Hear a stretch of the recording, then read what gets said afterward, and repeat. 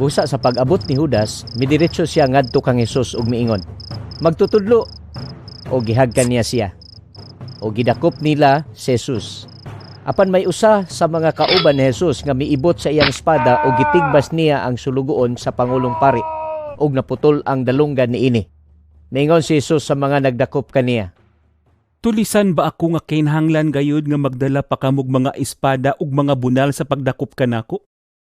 Adlaw-adlaw, didto ako sa templo nga nagatudlo ug didto usab kamo.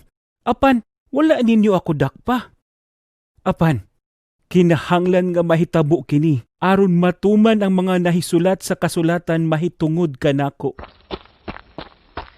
Unya gibiyaan siya sa iyang mga sumusunod ug nangikya silang tanan.